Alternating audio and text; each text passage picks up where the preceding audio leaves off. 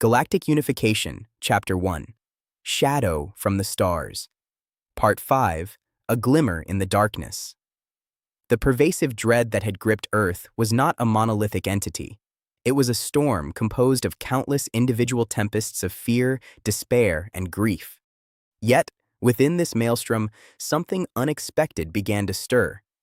It wasn't a grand, coordinated uprising, not yet. It was subtler, more primal. It was the flicker of defiance in the eyes of a cornered soldier, the hushed whisper of a plan hatched in a bombed-out basement, the determined hum of a salvaged piece of technology brought back to life against all odds.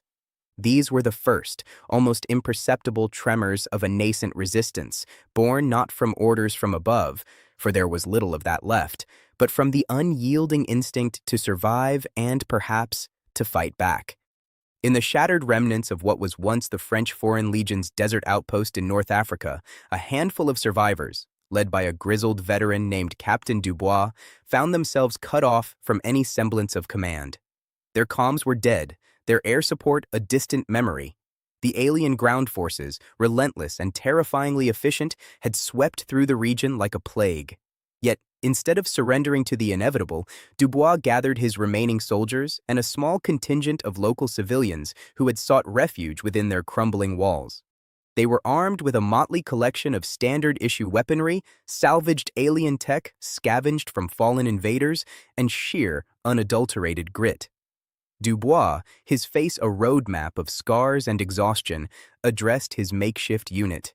"They think they have broken us," he declared, his voice raspy but firm, projecting across the dusty courtyard. "They think they have extinguished our spirit. They are wrong. We are the embers of a fire they cannot put out. We will not die in silence. We will fight, for every inch of our soil, for every memory of what was, and for the hope of what could be." They began to study the alien tactics, observing the patterns of their patrols, the weaknesses in their seemingly impenetrable armor. They learned to move in the shadows, to strike with precision, and to disappear before the enemy could retaliate. Small victories, like the successful disabling of an alien reconnaissance drone or the ambush of a supply convoy, became the lifeblood of their dwindling hope. Across the globe, in the labyrinthine subway tunnels beneath Moscow, a group of former Soviet cosmonauts and engineers, led by the brilliant but eccentric Dr. Anya Petrova, were engaged in a desperate clandestine project. Their primary mission had been to establish a vital deep space communication relay, a project that was now rendered moot by the invasion. However, their expertise in advanced propulsion systems and their access to a hidden pre-invasion underground fabrication facility provided them with a unique advantage. While the world's air forces were decimated, their focus was on larger, more conventional threats. Dr. Petrova and her team, however, were working on something entirely different. They were attempting to adapt salvaged alien energy signatures into a localized cloaking device, a technology that could render small craft or even individual soldiers invisible to the invaders' sophisticated sensors. "The Xylosians," Petrova explained, her eyes gleaming with an almost manic intensity as she gestured towards a complex holographic schematic. "They rely on their sensory arrays, their predictive algorithms. But even the most advanced systems have blind spots. We will create one, a void in their perception." Their progress was slow, fraught with setbacks and the constant fear of discovery. The alien patrols, though less frequent in the deep underground, were a constant threat. Yet, the shared purpose, the intellectual challenge, and the silent defiance of their work forged a bond stronger than any fear. They were no longer just scientists and engineers. They were architects of a potential escape, of a future where humanity could evade the gaze of its conquerors. In the lush, yet increasingly dangerous rainforests of the Amazon basin, a network of indigenous tribes, long guardians of their ancestral lands, found themselves on the front lines of a new kind of war. The invaders, in their relentless pursuit of Earth's resources, had begun to systematically exploit the rainforest, their massive atmospheric processors and extraction machines tearing through the delicate ecosystem. Led by ch1, a young warrior whose lineage traced back to ancient chieftains, these tribes, who had previously lived in relative isolation, began to unite. Their knowledge of the terrain, their ability to move silently through the dense foliage, and their understanding of natural poisons and traps proved to be unexpectedly effective against the alien war machines.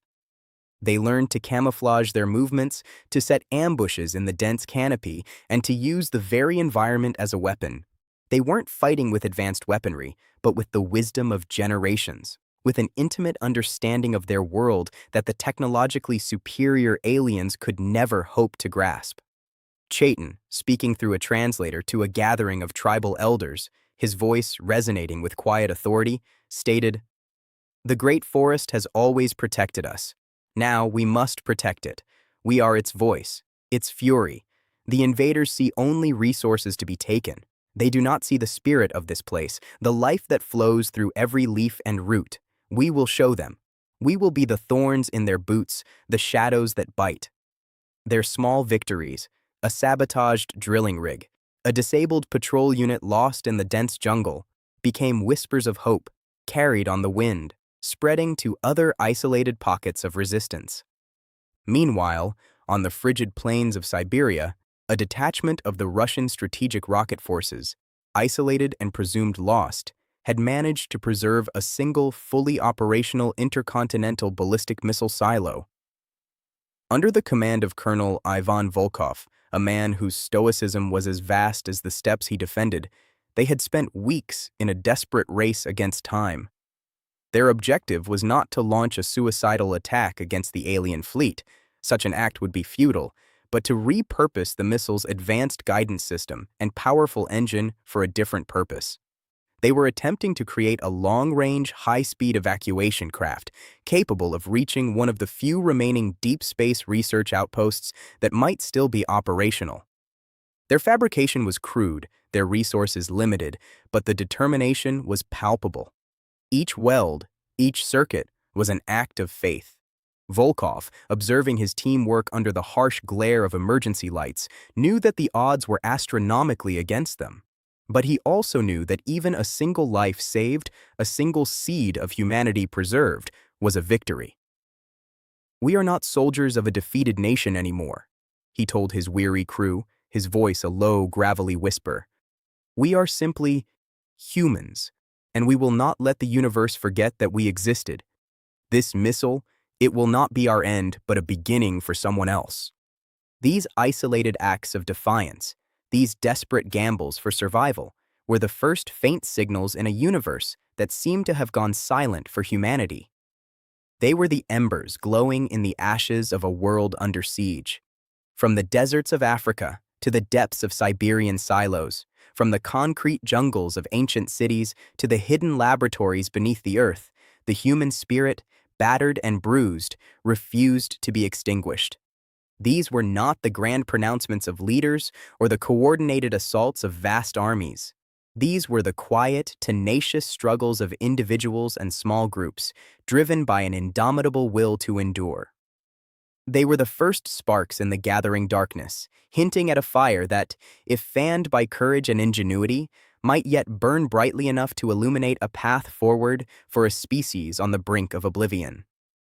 The shadow from the stars was vast and terrible, but within its chilling reach, a new kind of light was beginning to dawn, a testament to the enduring power of hope and the unyielding resilience of life itself.